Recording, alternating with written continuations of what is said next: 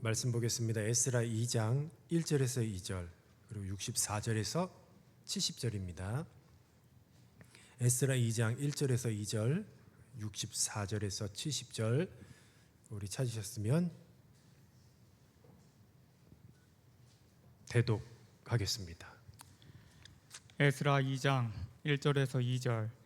옛적에 바벨론 왕 느부갓네살에게 사로잡혀 바벨론으로 갔던 자들의 자손들 중에서 노임을 받고 예루살렘과 유다도로 돌아와 각기 각자의 성읍으로 돌아간 자 곧 스룹바벨과 예수아와 느헤미야와 스라야와 르엘라야와 모르드게와 빌상과 미스발과 비그웨와 르훔과 바하나 등과 함께 나온 이스라엘 백성의 명수가 이러하니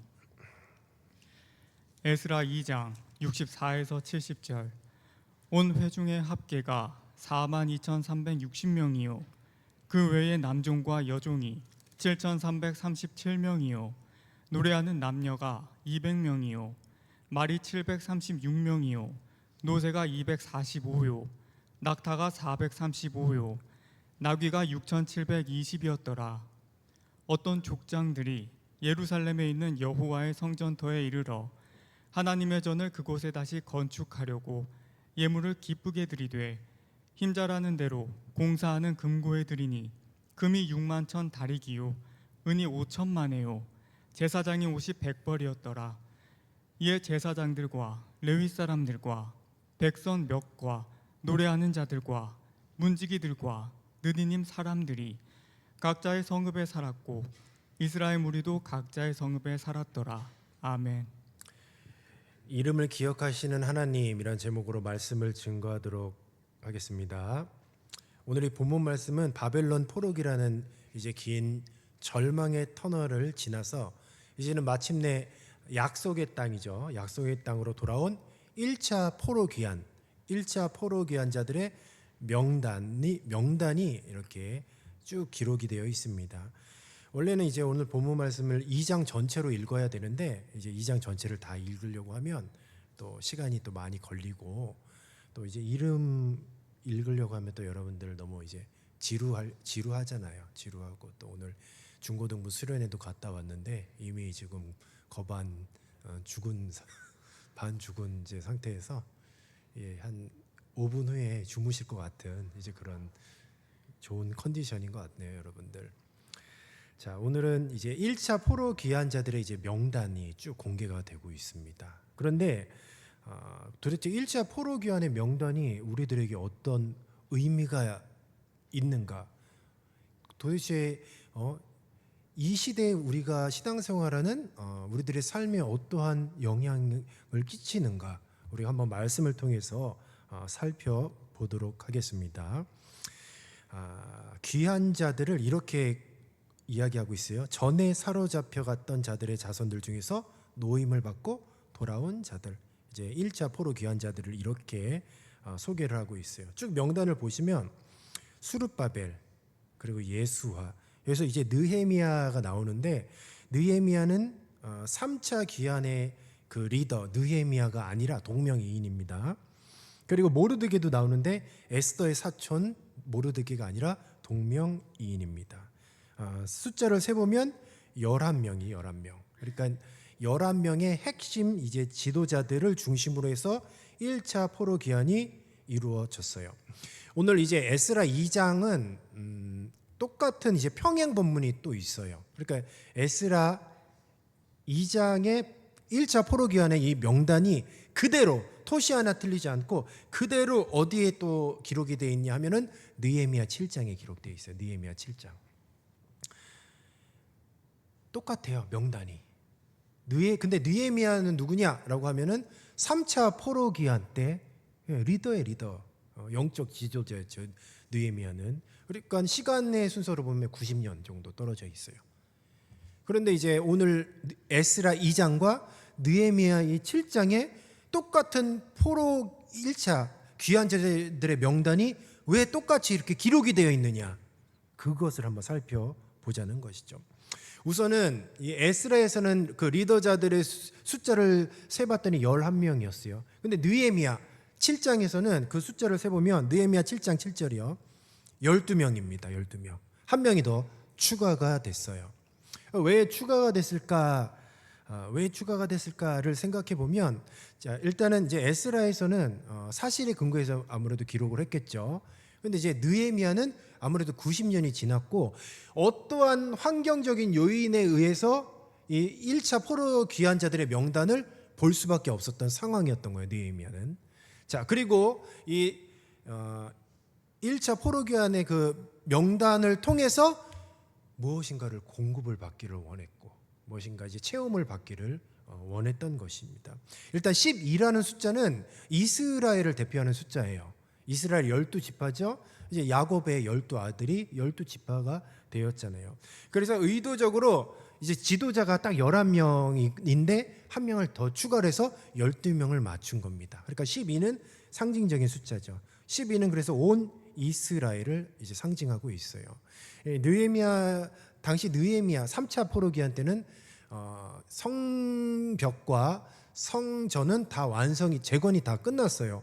그럼에도 불구하고 그러니까 외형적인 건 모두 갖춰졌지만 내적인 문제들이 굉장히 심각했었습니다. 당시에. 그러니까 어떤 문제가 있었냐면 통혼, 이방인들과 결혼이 있었고 그리고 여전히 율법에 대해서 무지했어요. 외형적으로는 다 갖춰졌지만 내면은 전혀 갖춰지지 않은. 그래서 공갈빵 아시죠? 공갈빵. 속은 비어 있는 상태였던 것이죠. 그러니까 이제 느헤미야 입장에서는 모든 것이 갖춰지고 성벽도 재건됐고 성전도 다 이제 완성이 됐어요. 그런데 성도들의 이스라엘 백성들의 이제 일면을 살펴보니까 이 안에가 텅 비었던 거죠. 그래서 과연 우리는 누구를 본받아야 되는가? 누구를 본받아야 되는가라고 이렇게 조사를 했더니 그렇구나. 1차 포로기한의 그 사람들의 신앙을 본받아야 되겠구나. 그렇게 생각을 했던 거죠. 그래서 이 에스라 2장의 이제 포로기한 1차 포로기한의 명단은 이제 팩트를 그대로 적은 것이고 느헤미야는 당시의 상황이 너무 어려웠던 것이죠.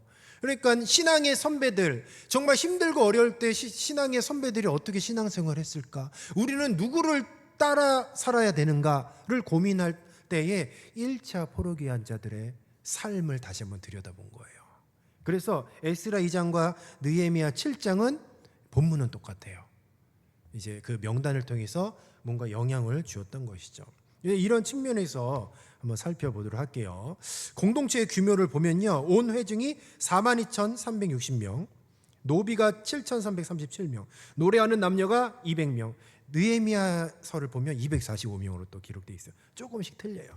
그래서 왜 틀릴까? 나도 생각해 봤는데 일단은 오래됐잖아요.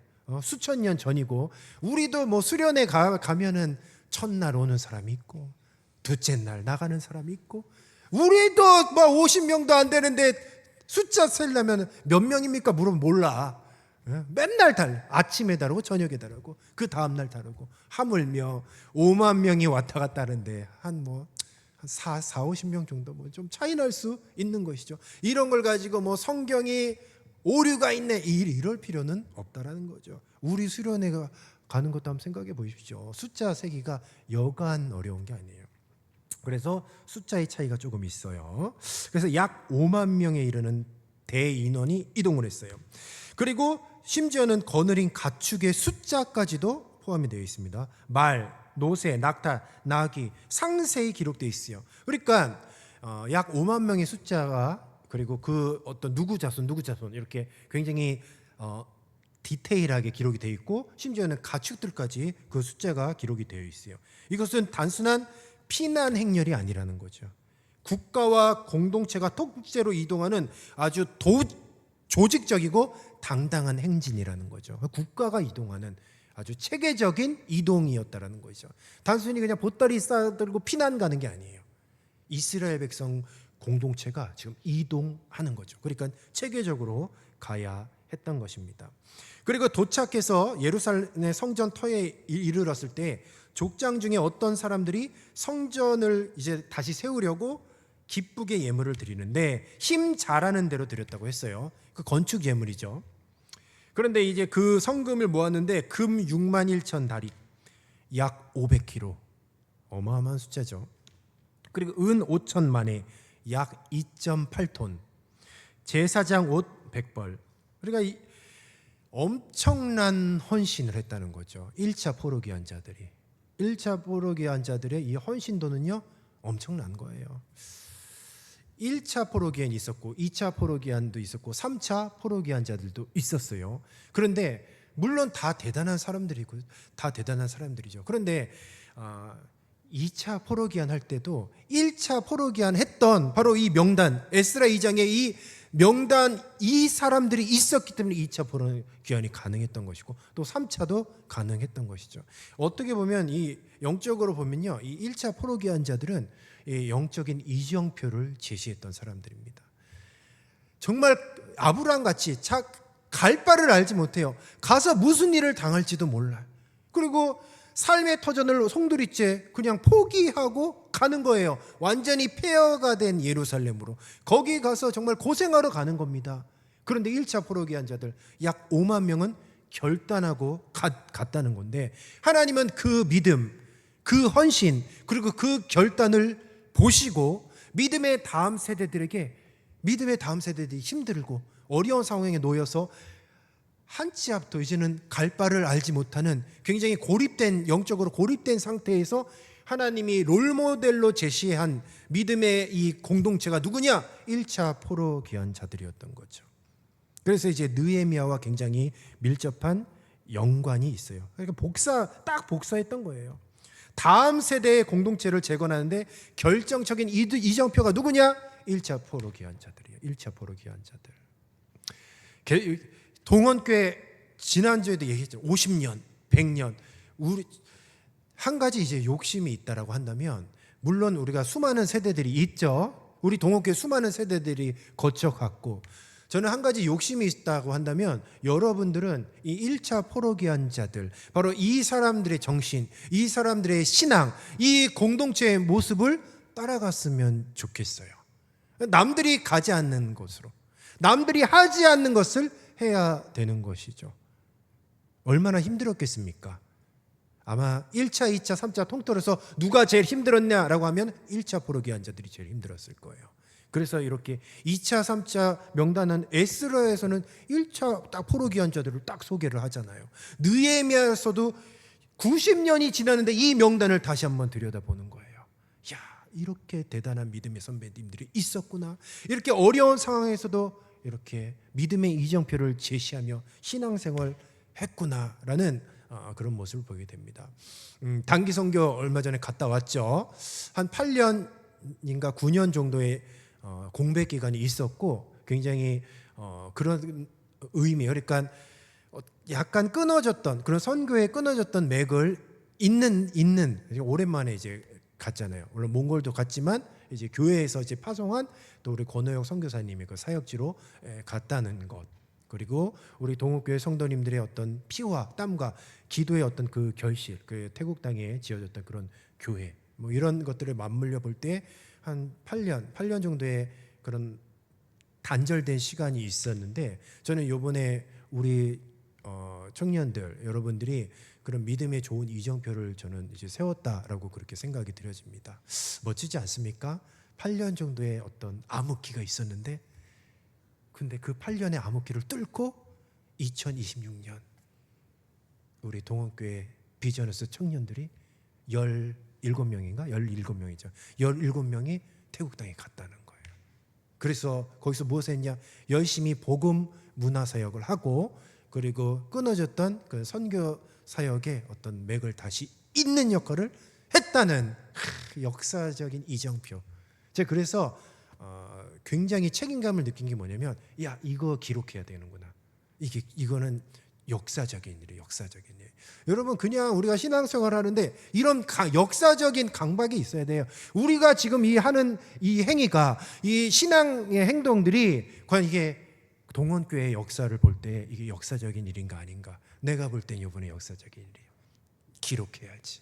그래서 이번에 선교회보를 만드는데 정말 마음을 다해서 잘 만들어야 되겠다는 그런 막중한 책임감을 가졌어요.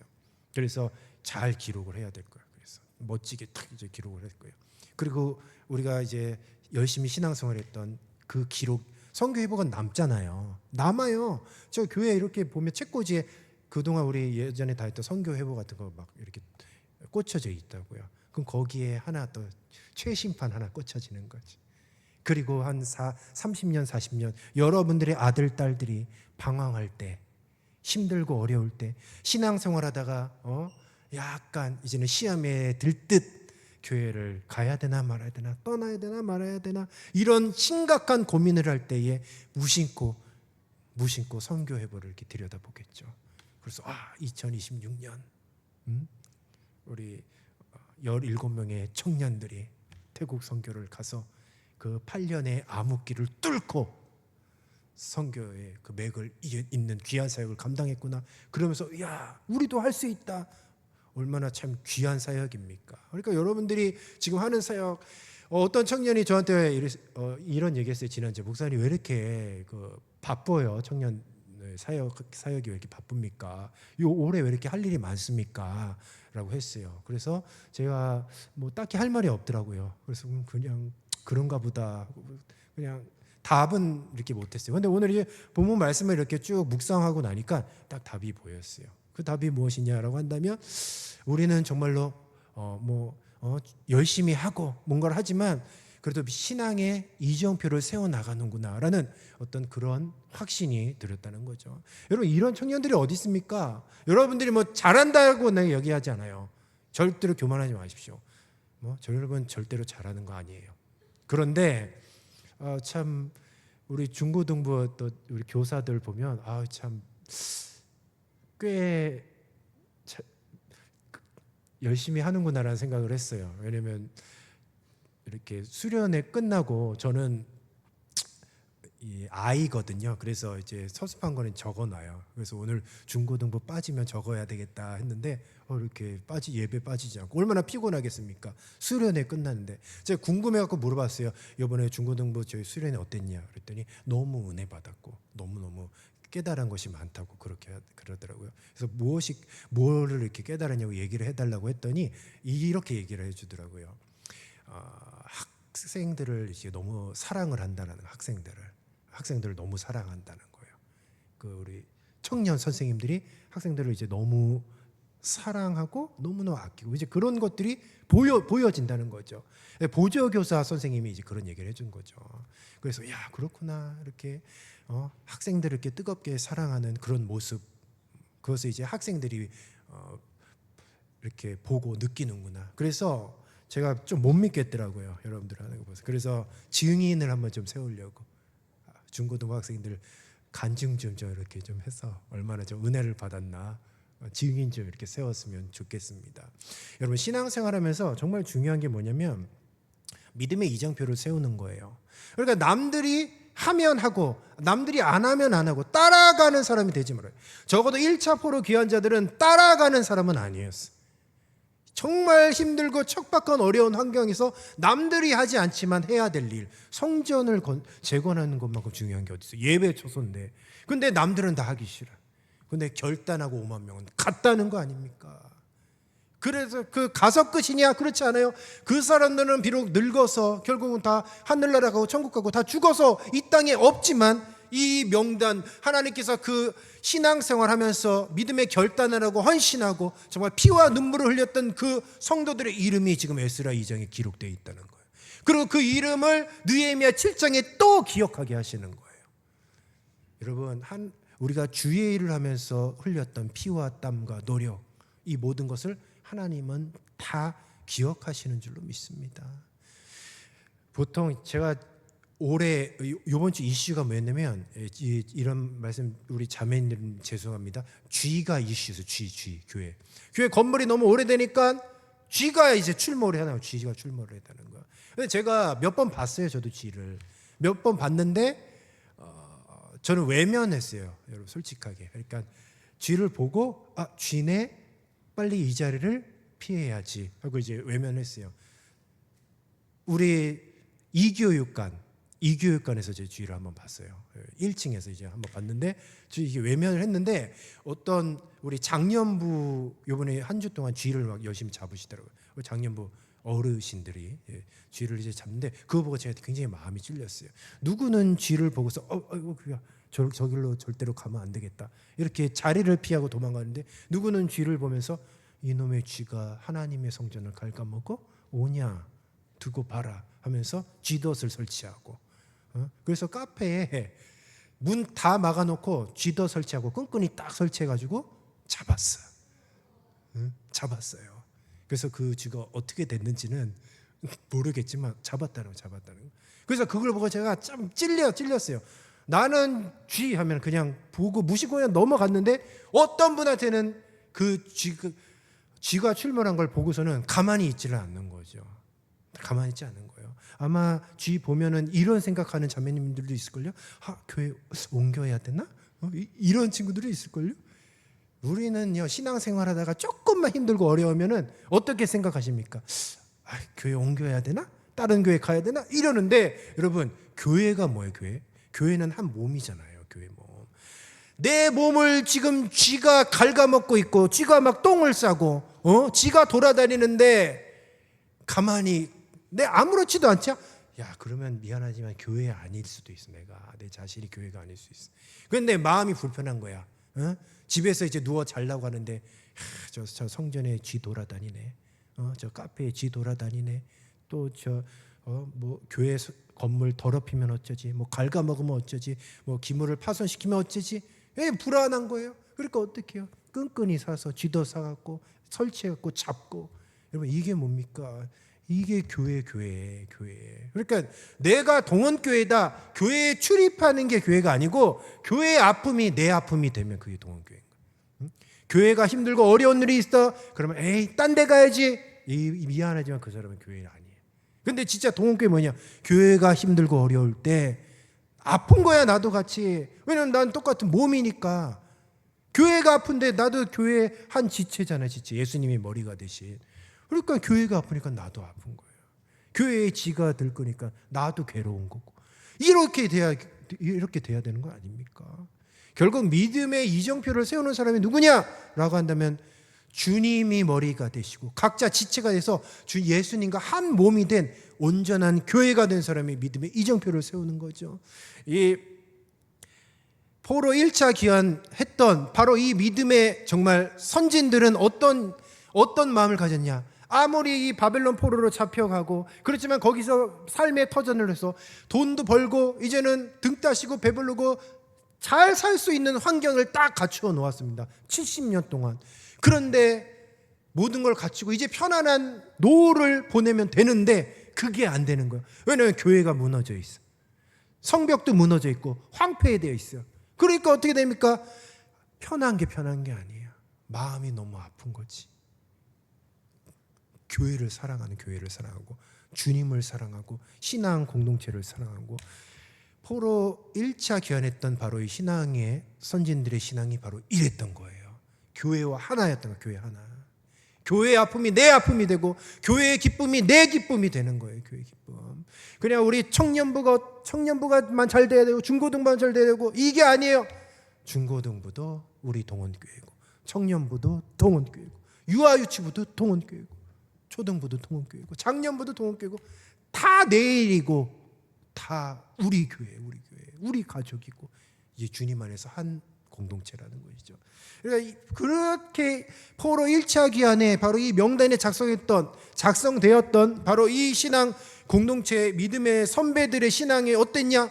이랬다는 겁니다. 공동체를 사랑하고. 어떻게 사랑해? 내 몸과 같이 사랑한 거예요. 내 몸과 같이. 그래서 교회가 아프면 내가 아프고, 교회가 기쁘면 나도 기쁘고. 여러분은 이런 공동체가 돼야 돼요. 얼마나 많은 세대들이 거쳐가고 있습니까? 우리들에게 오늘 말씀을 통해서 지금 질문을 던지잖아요. 저와 여러분, 너희들은 1차 포로 귀한 자들이냐? 2차 포로 귀한 자들이냐? 아니면 지금 귀환도 하지 않고 저 이국 땅에서 그저 그냥 잘 먹고 잘 사는 것만 중요하게 생각하는, 그냥 세상과 합하여 살고 주님의 몸된 교회는 전혀 걱정하지 않는 그런 세대냐? 지금 그 질문을 하고 있는 것이죠. 우리 사랑하는 동원 청년 여러분, 여러분들 도대체 여러분들 한번 스스로 생각해 보십시오. 여러분 몇 차 귀환자들이에요. 몇 차 귀환자들. 2차 귀환자는 그래도 잘했지만 1차 귀환자를 따라가는 자들이에요. 3차 귀환자들도 잘했지만 2차 귀환자들을 따라가는 자들이었어요. 결국은 1차 귀환자는 아무것도 없었어요. 아무것도 없었단 말이에요. 그런데 신앙의 이정표를 제시하며 갔어요. 대단한 거죠. 바로 이런 신앙의 모습을 통하여서 느헤미야가 이제는 새로운 영적 힘을 공급받았다는 거죠. 결국은 1차 포로 귀환자들은 이런 정체성이 있었어요. 하나님 나라의 하나님의 백성으로서의 정체성이 있었다는 것이죠.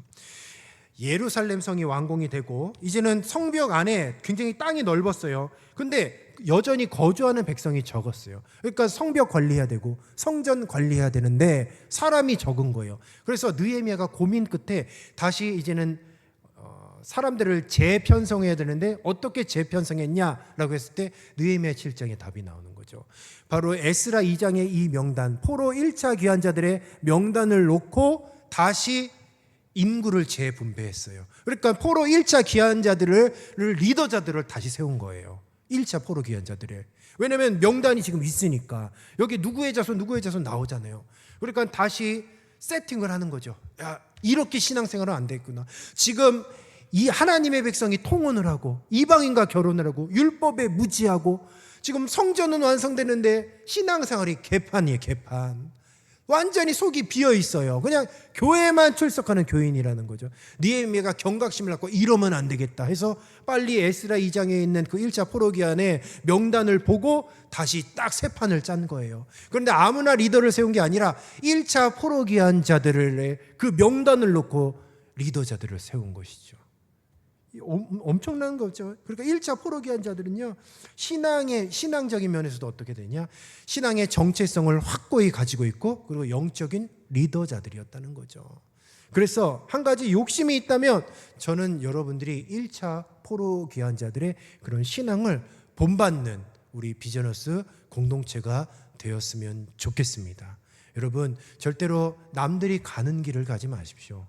여러분들이 새로운 길을 좀 만들었으면 좋겠어요. 새로운 일을 자꾸 만들고, 어제 제가 어떤 그 장년부와 같이 식사를 하면서 이런저런 얘기를 했어요. 그런데 저도 전혀 생각하지 못했던 것을 이렇게 깨닫게 했습니다. 어떤 내용이냐면, 우리 동원교회는요, 이제는 마음껏 사역할 수 있는 세팅이 갖춰져 있어요. 세팅이. 여러분, 이게 피부로 와닿지 않겠죠? 근데 저는 와닿아요. 왜냐면 저는 이제 개척교회에서 사역을 했던 경험이 있기 때문에. 왜냐면 땅이 있어. 땅이 있어요. 건물이 있어. 땅이 있고 건물이 있고, 그리고 빚이 없어. 교회에 빚이 없어. 이게 굉장히 커요. 교회 이제 막 시작하면 뭐 아무것도 못해. 왜냐면 은행에서 뭐 대출을 받고, 그러니까 조금 빚을 갚아야 돼. 선교를 갈 수가 없어. 돈이면 대출금 갚아야 되니까. 그리고 맨날 이사 다녀야 되니까. 교회 건물도 없고 주차도 없고, 주차장도 있고 건물도 있고 교회 빚도 없고. 이 얘기가 뭐냐면, 하나님께서 저와 여러분에게 판을 딱 깔아주셨어요. 야, 마음껏 사역해라. 마음껏 사역해. 그러니까 그 말씀을 하시더라고요. 야, 이제 우리 교회는 이제 마음껏 사역할 수 있는 세팅은 갖춰져 있자. 자, 이제 문제는 뭐냐? 제 1차 포로 귀환자들의 정신, 정체성, 그 마인드를 가지고 있는 신앙 공동체만 있으면 된다라는 거예요. 그 질문을 하는 거예요.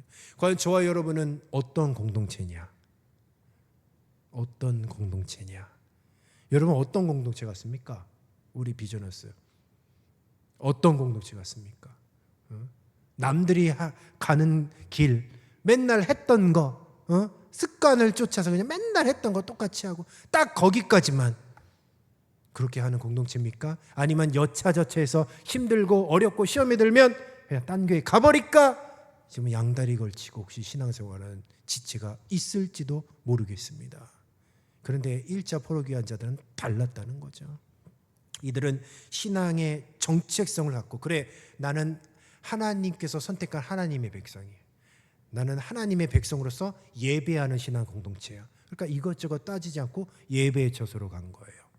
그리고 거기서 죽도록 헌신한 거죠. 그것을 오늘 이 본문 말씀에서 아주 생생하게 기록했어요. 오늘은 우리 이 본문 말씀을 읽지 않았지만 여러분 집에 가서 한번 읽어보십시오. 좀 지루하긴 할 거예요. 그러나 집에 가서 읽어보십시오. 그래, 1차 포로기한 자들이 바로 이런 사람이었구나 읽어보시고, 그리고 추후에 우리가 다음 세대가 지나가고 또 다음 세대가 지나갈 때에 적어도 지금 우리 비전에서 이 공동체가 저는 1차 포로기한 자들처럼 이런 명단,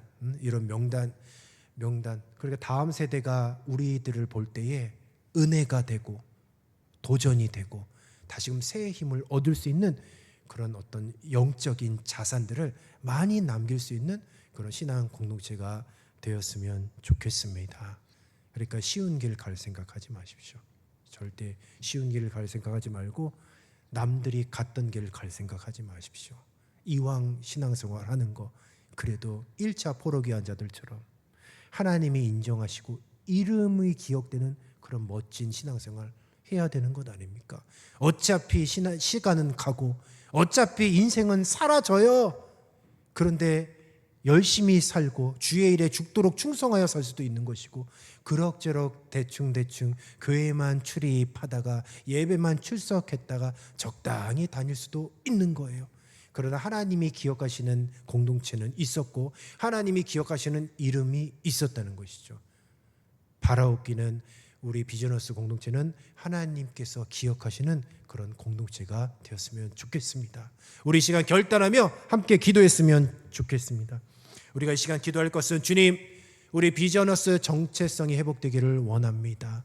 우리가 그럭저럭 대충 양다리 걸쳐서 신앙생활하지 않게 하여 주시고 온전히 주님 앞에 우리가 결단하게 하여 주셔서 1차 포로기한 자들처럼 우리의 내 먹고 사는 문제보다 하나님의 일을 우선순위하게 하여 주시고 생명을 살리는 데 목숨 걸게 하여 주시고 주님의 몸된 교회를 든든히 세워나가는데 주여 나를 그리고 우리 공동체를 사용하여 주시옵소서. 온전히 주님께서 기억하시는 이름이 되게 하여 주시옵소서. 이 시간 우리가 주여 한번 머리 짚고 결단하며 우리 기도하며 나아가겠습니다.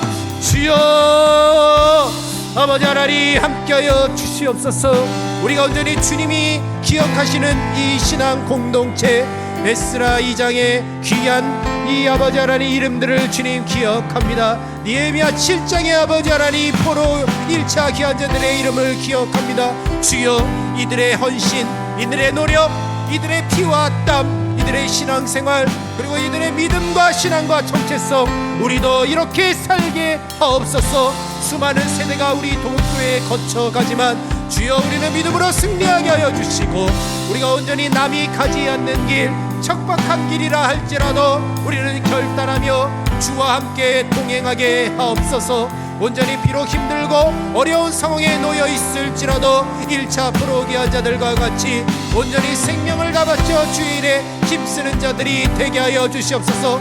그럭저럭 적당히 세상과 타협하여 살지 않게 하여 주시고 우리가 온전히 은혜 받게 하여 주시고 성령 충만하게 하여 주시고 주님 앞에 귀하게 쓰임받는 우리들이 될 수 있도록 인도하여 주시옵소서. 수많은 세대들이 가고 수많은 세대들이 옵니다. 그 중에 우리도 한 세대입니다. 그러나 한 가지 바라옵기는 하나님이 기억하시는 공동체, 하나님이 기억하시는 이름들이 되게 하여 주시옵소서. 비록 힘들고 어려울지라도 남들이 가지 않는 신앙의 믿음의 이정표를 세우는 그런 길을 가게 하옵소서. 주여 이들이 부흥의 세대입니다.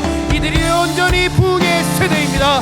우리 동원교회를 통하여서 우리 귀한 청년들을 사용하여 주시고 온전히 주님께서 마음껏 축복하여 주시고 귀한 성령의 은사도 허락하여 주셔서 온전히 부흥의 세대를 맞이하게 하여 주시고 주님의 이 신앙 공동체를 잘 이끌어 나가는데 부족함이 없게 하여 주시옵소서. 주여 힘들고 어렵는 온전히 신앙 가운데 있지만 온전히 환경 가운데 있지만 믿음으로 승리하며 나갈 수 있는 우리 귀한 권속들 될 수 있도록 주여 역사하여 주시옵소서. 우리도 1차 포로기한 자들과 같이 온전히 믿음의 정체성을 가지고 하루하루를 살아나갈 수 있도록 인도하여 주시옵소서. 이 모든 말씀 예수님의 이름으로 기도드리옵나이다. 아멘.